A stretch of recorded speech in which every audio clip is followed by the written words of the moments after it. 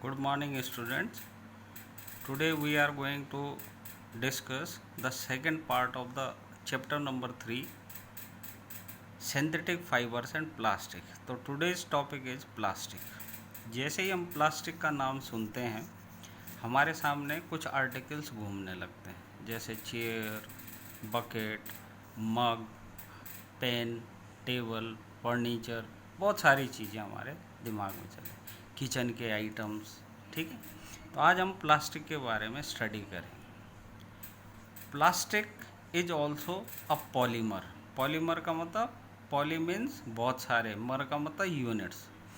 तो प्लास्टिक में भी बहुत सारी यूनिट्स का अरेंजमेंट होता है, लेकिन ये अरेंजमेंट कई तरीके से हो सकता है। दो तरीके के specially, one is linear linked and other one is cross link. देखिए इस डायग्राम में आप देख रहे हैं यूनिट्स जो हैं वो लीनियरली जुड़ी हुई हैं, लाइन से जुड़ी हुई हैं, जबकि दूसरे वाले में क्रॉस्ड कनेक्शंस हैं, इनके क्रॉस लिंक्ड है। ये जो छोटी छोटी यूनिट्स है ये मिलके ऐसा एक नेट बना रही है। ठीक है, plastic articles are available in all possible shapes and sizes. हर साइज की, हर शेप की मिल जाती है। The fact is that the plastic is easily mouldable. इसको आप मोल्ड करके कैसा भी बना सकते हैं। प्लास्टिक की विशेषता ये है कि it can be recycled, reused, coloured, melted, rolled into sheets, made into wires. कुछ भी बना सकते हैं आप इसका।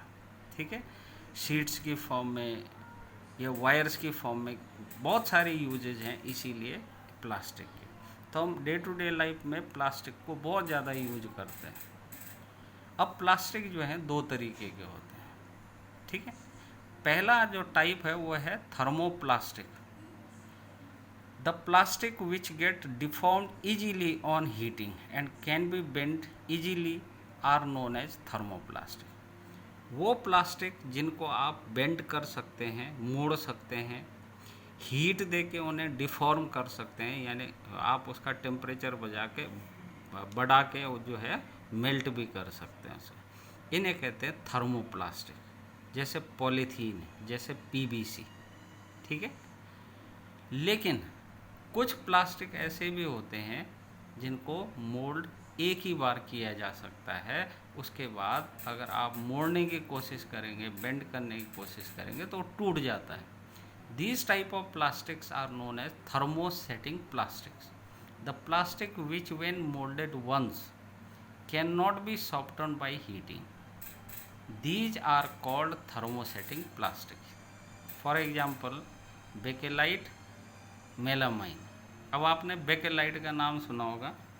हमारे जितने भी इलेक्ट्रिक स्विचेज बने होते हैं वो सब बेकेलाइट के बने होते हैं। मेलामाइन का नाम सुना होगा। किचन में जो हमारे बर्तन होते हैं ज़्यादातर मेलामाइन के बने होते हैं। तो थर्मोप्लास्टिक को आप मोल्ड कर सकते हैं, गर्म करके उनकी शेप चेंज कर सकते हैं, लेकिन थर्मोसेटिक प्लास्टिक को अगर मोड़ने की कोशिश करेंगे तो वो टूट जाता है। तो there are two types of plastics. Now characteristics of plastic. अब प्लास्टिक को हम इतना ज़्यादा यूज करते हैं तो इसका मतलब उसकी बहुत सारी प्रॉपर्टीज़ हैं, बहुत सारी कैरेक्टरिस्टिक्स हैं। पहली कैरेक्टरिस्टिक ये है कि plastic is non reactive with water and air. ये पानी के साथ और एयर के साथ, हवा के साथ रिएक्ट नहीं करता। जैसे मेटल्स होते हैं, मेटल्स को अगर वाटर में रख दें या एयर में रख दें तो वो ख़राब हो जाते हैं, लेकिन प्लास्टिक नहीं होता क्योंकि वो रिएक्ट ही नहीं करता। Second, plastic is light. Light का मतलब हल्का, बहुत हल्का होता है प्लास्टिक, तो आप इसको एक जगह से दूसरी जगह तक आराम से ले जा सकते हैं। तीसरी बात, प्लास्टिक इज स्ट्रॉन्ग। प्लास्टिक जो है बहुत ज़्यादा स्ट्रॉन्ग होता है। ये माना जाता है कि प्लास्टिक जो है वो स्टील से भी ज़्यादा स्ट्रॉन्ग होता है। Fourth thing is plastic is durable. बहुत टाइम तक चलता है plastic. Fifth, plastic are poor conductors of heat and electricity. Plastic से हीट को कंडक्ट नहीं कर पाता, न इलेक्ट्रिसिटी को कंडक्ट कर पाता। इसीलिए आपने देखा होगा इलेक्ट्रिक वायर्स जो होती हैं उसके बाहर से प्लास्टिक की कोटिंग होती है ताकि इलेक्ट्रिसिटी कंडक्ट ना हो पाए। नेक्स्ट है प्लास्टिक एंड द एनवायरनमेंट।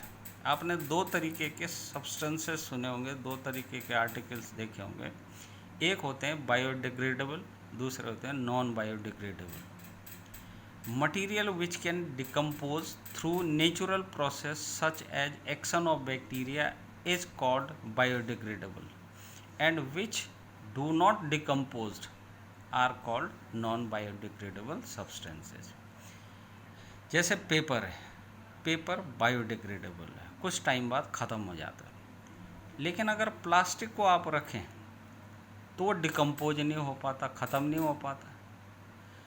तो क्योंकि वो प्लास्टिक हमारा नॉन बायोडिग्रेडेबल सब्सटेंस है, इसलिए इसको हम एनवायरनमेंट फ्रेंडली नहीं कहते। आपने देखा होगा पॉलीथीन पे मुहिम चलती है कि पॉलीथीन को बहुत कम यूज करो या करो ही ना, ठीक है ना। अब तो बैन हो गया इंडिया में, क्योंकि पॉलीथीन जो है वो नॉन बायोडिग्रेडेबल सब्सटेंस है।